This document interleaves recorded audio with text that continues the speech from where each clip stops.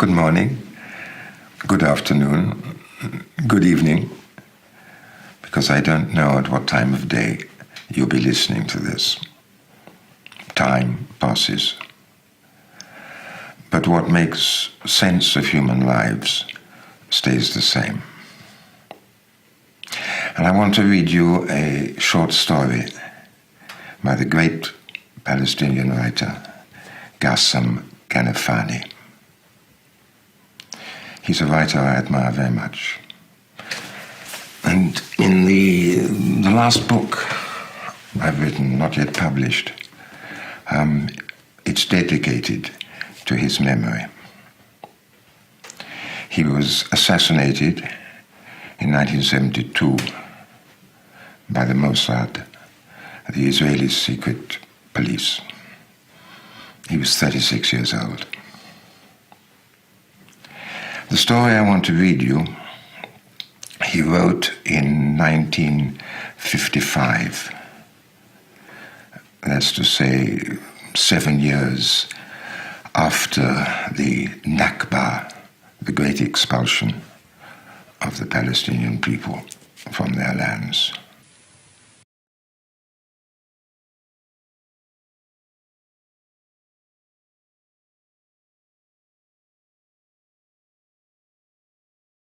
Dear Mustafa, I have now received your letter in which you tell me that you've done everything necessary to enable me to stay with you in Sacramento.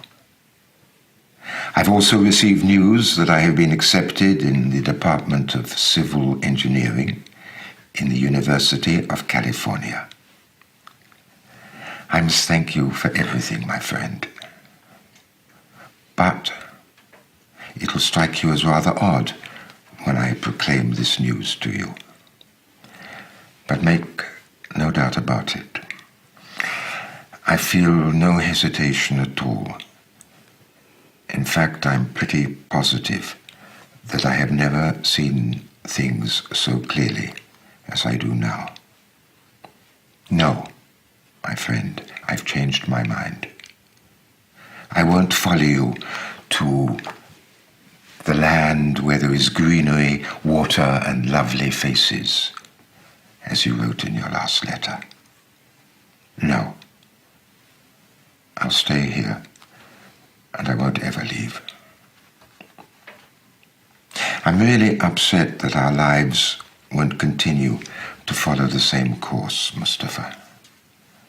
For I can almost hear you reminding me of our vow to go on together, and then of the way we used to shout, "We'll get rich." But there's nothing I can do, my friend. Yeah, I still remember the day when I stood in the hall of Cairo Airport, pressing your hand and staring at the frenzied motor of the plane. And at that moment, everything was rotating in time with the ear-splitting noise of the motor. And you stood in front of me, your round face silent. Your face hadn't changed from the way it used to be when you were growing up in the Shia quarter of Gaza, apart from a few wrinkles. We grew up together, understanding each other completely, huh? And we promised to go on to the end. But there's a quarter of an hour now, a quarter of an hour left before the plane takes off. Don't look into space like that. Listen. You'll go to Kuwait next year, and you'll save enough from your salary to uproot you from Gaza and transplant you to California. We started off together, and we must carry on. I hear you saying that to me. I hear you. And at that moment, I was watching your rapidly moving lips.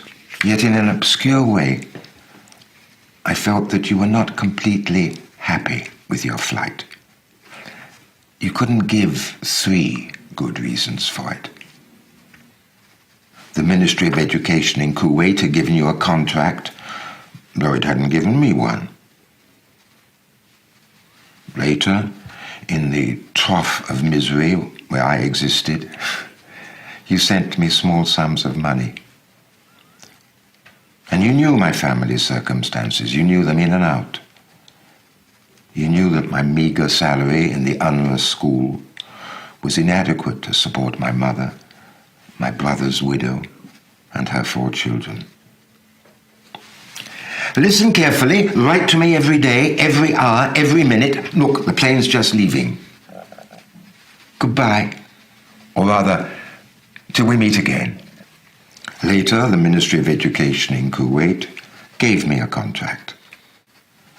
My life there had a gluey, vacuous quality, as though I were a small oyster lost in oppressive loneliness. There was a slipperiness to my whole life. It was only a hankering for the end of each month. And in the middle of that year, the Jews bombarded the central district of Sabha and attacked Gaza, our Gaza, with bombs and flamethrowers.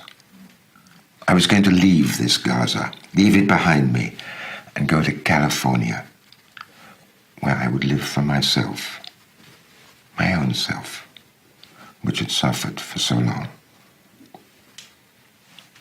I hated Gaza and its inhabitants. Everything in the amputated town reminded me of failed pictures painted in grey by a sick man. Yes, of course, I'd send my mother and my brother's widow and her children a meagre sum to help them to live. But I would liberate myself from even this last tie too, there in green California, far from the reek of defeat, which for 7 long years had filled my nostrils.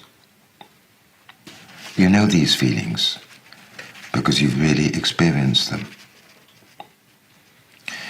What is this ill-defined tie we had with Gaza, which nevertheless blunted our enthusiasm for flight?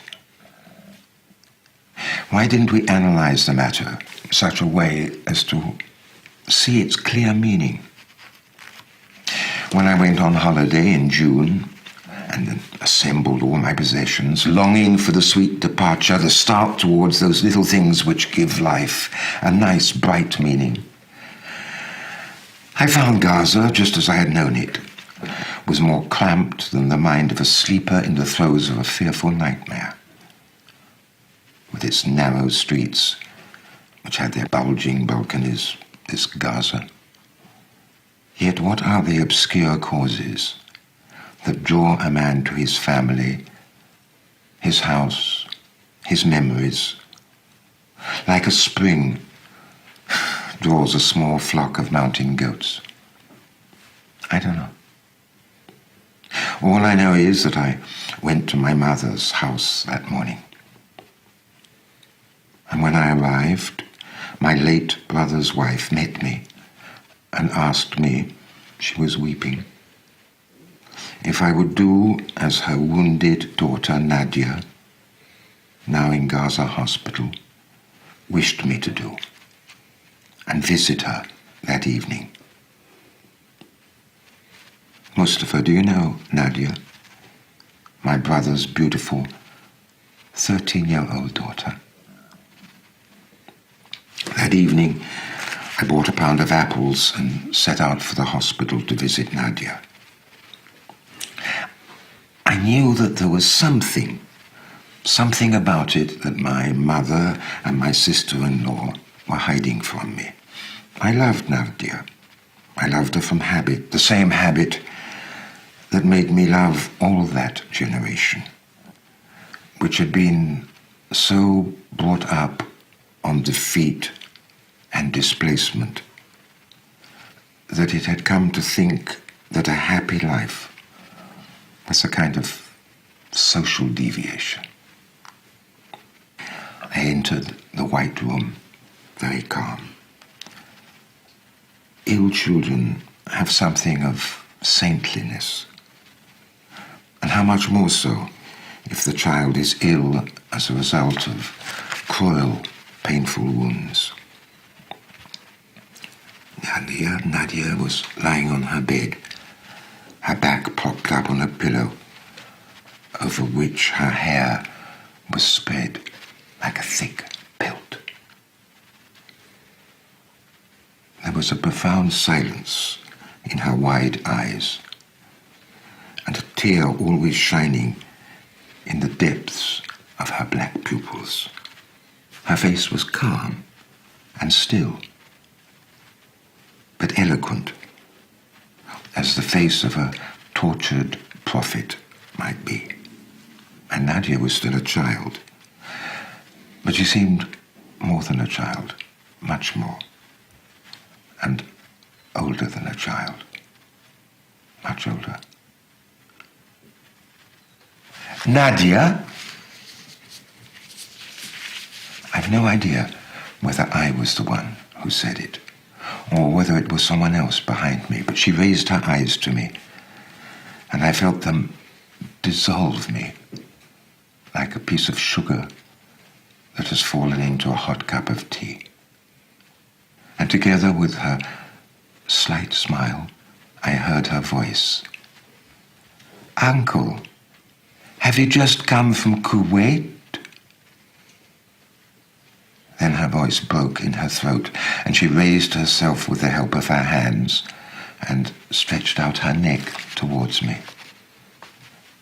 I patted her back and sat down near her. Nadia, look, I brought you presents from Kuwait, lots of presents. I'll wait till you can leave your bed, completely well and healed, and then you'll come to my house, and I'll give them to you. I bought you the red trousers you wrote and asked me for. Yes, I bought them. It was a lie, born of the tense situation. But as I uttered it, I felt that I was speaking the truth for the first time. Nadia trembled, as though she had had an electric shock, and lowered her head in a terrible silence. I felt her tears wetting the back of my hand. Say something, Nadia, say something. Don't you want the red trousers? She lifted her gaze to me and made as if to speak, but then she stopped, gritted her teeth, and I heard her voice again, coming from far away. Uncle. She stretched out her hand, lifted the white coverlet with her fingers, and pointed to her leg, amputated from the top of the thigh. I went out of the hospital in Gaza that day. The blazing sun filled the streets with the color of blood.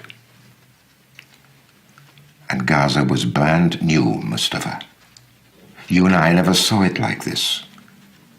The stones piled up at the beginning of the Shahia quarter, where we lived, had a meaning.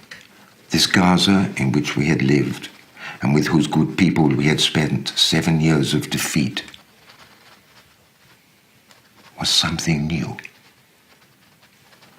It seemed to me just a beginning. I don't know why I thought it was just a beginning. I imagined that the main street that I walked along on the way back home, I imagined it was only the beginning of a long, long, long road leading to Safad. Everything in this Gaza throbbed with sadness, which was not confined to weeping. It was a challenge. More than that, it was something like reclamation of the amputated leg. I went out into the streets of Gaza, streets filled with blinding sunlight. And they told me that Nadia had lost her leg, when she threw herself on top of her little brothers and sisters to protect them from the bombs and flames that had fastened their claws into the house. Nadia could have saved herself. She could have got out, run away, rescued her leg. But she didn't. Why? No, my friend, I won't come to Sacramento. And have no regrets. No. And nor will I finish what we began together in childhood. That obscure feeling that you had as you left Gaza, that small feeling must grow into a giant one deep within you. It must expand. You must seek it in order to find yourself. Here, among the ugly debris of defeat. I won't come to you, but you return to us. Come back to learn from Nadia's leg, amputated from the top of the thigh, what life is and what existence is worth. Come back, my friend. We're all waiting for you.